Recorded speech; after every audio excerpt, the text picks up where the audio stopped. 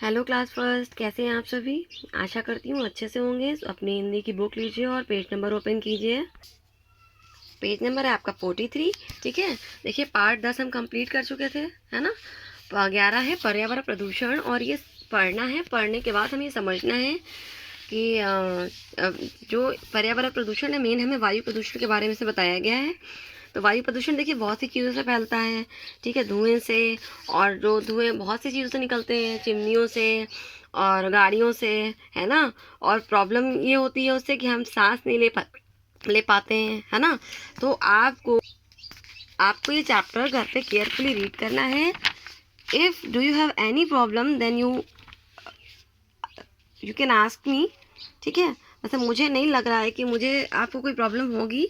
तो प्रदूषण वाला ये चैप्टर आप खुद से पढ़ेंगे। If you have any problem आप मुझसे पूछ सकते हैं, और मुझे बताएंगे भी कि आपने प्रदूषण के बारे में पढ़ा, प्रदूषण होता क्या है।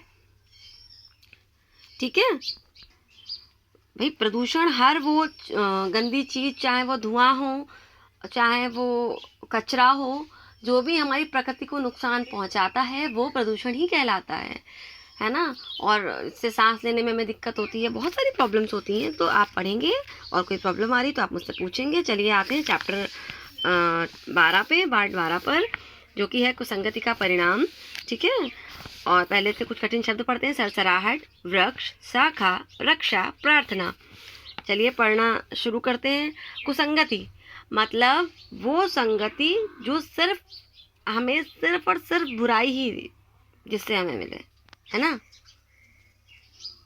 बुरे का साथ, तो अगर हम बुरे का साथ करते हैं तो हमारे साथ क्या होता है, शायद ऐसा ही कुछ इस चैप्टर में है। पढ़ते हैं और देखते हैं। आइए चलिए पढ़िए मेरे साथ। किसी जंगल में एक चूहा अपने परिवार के साथ रहता था। वह प्रतिदिन बिल से बाहर आता और खाने की कोई न कोई वस्तु अपने परिवार के लिए बिल में लेकर जाता।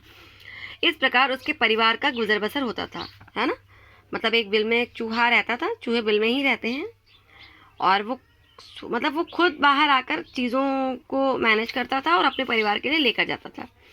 एक दिन जब वह बिल से बाहर भोजन की खोज में भटक रहा था, उसे एक सांप ने देख लिया। अब भाई सांप तो सबसे बड़ा दुश्मन है चूहे का। भूखा सांप जीभ लपलपाए उसकी ओर बढ़ा।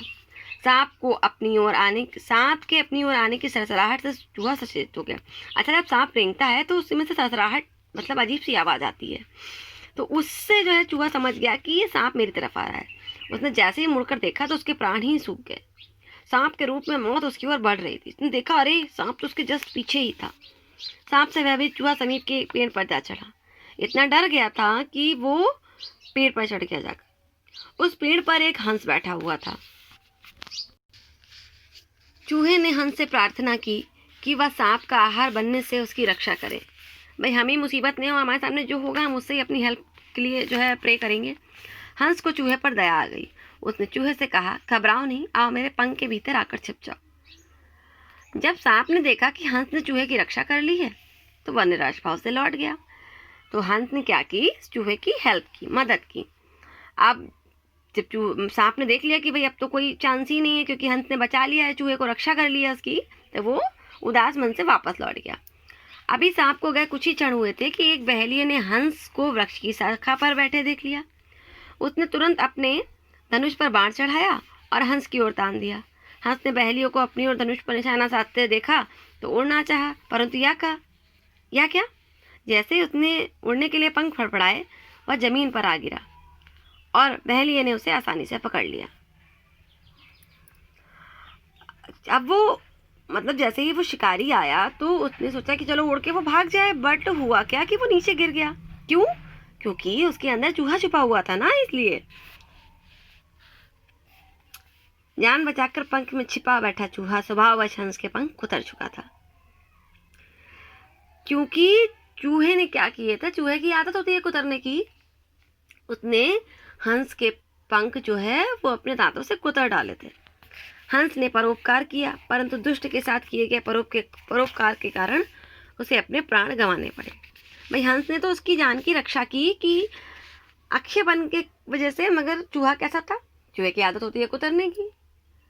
तो हमें भी ये ध्यान रखना चाहिए कि हम अगर किसी की से हेल्प कर रहे हैं तो उसका व्यवहार, उसका नेचर हम जान लें कैसा है। तब हम उसके साथ हेल्प करें, कहीं ऐसा ना हो हमारी मदद हम पे ही भारी पड़ जाए। समझ में आया क्लास? गुड। आई होप आपको चैप्टर पढ़ के मज़ा आई होगी। तो देखिए, ये इसके फिर रिक्त स्थान है, आपको करने हैं। वर्तनी सुधार के शब्दों को ठीक करके लिखना है। प्रतिदिन नहीं होगा, प्रतिदिन होगा। ता में छोटी की मात्रा होगी। धनुष में खटकोण वाला खा बनेगा, ठीक है। आहार होगा। परी रा में छोटी की मात्रा होगी। पंख में जो बिंदी है, अंक कहाँ लगेगी? पापर लगेगी। तो इस तरीके से आप पूरा ये करेंगे, ठीक है। फिर देखिए, पुल्लिंग स्त्रीलिंग आपको बताना है। हंस क्या है? पुल्लिंग। चूहा क्या है? पुल्लिंग। सांप क्या है? पुल्लिंग। कौवा क्या है? पुल्लिंग। पुल्लिंग। और गाय मतलब ऐसे शब्द जिनसे किसका बोध हो, बताइए। No one can answer. पुरुष जाति का बोध हो वो पुल्लिंग होता है, और जिससे स्त्री जाति का बोध हो वो स्त्रीलिंग होता है। गाय स्त्रीलिंग होगी, ठीक है। मुर्गी स्त्रीलिंग होगी। तो इस तरीके से आपको ये करना है। फिर आते हैं सुंदर लेख, सरसराहट। ये आपको पढ़कर लिखना है सुंदर सुंदर, ठीक है क्लास। तो आप सारा काम करके मुझे अपनी वर्कशीट सेंड करेंगे, और मिलते हैं एक नई क्लास में, ठीक है। और क्लास फर्स्ट थोड़ा सा डिसअपॉइंटिंग रहा है मेरे लिए। मैंने आपको टीचर्स डे के दिन कुछ क्वेश्चंस दिए थे, उसमें से कोई एक क्वेश्चन करना था। आप अपने पेरेंट्स की हेल्प से वो कर सकते थे, बट किसी भी बच्चे ने मुझे कोई भी वीडियो, जो कंपटीशन में पार्टिसिपेट करना था, किसी ने नहीं किया। किसी ने क्वेश्चंस के आंसर नहीं मुझे भेजे। मेरे लिए ये बहुत डिसअपॉइंटिंग है। क्या मेरा पढ़ाना इतना बेकार है, या आपको समझ में नहीं आ रहा है, या मेरे क्वेश्चंस नहीं समझ में आ रहे हैं? It's really disappointing to me. Thank you class, bye bye.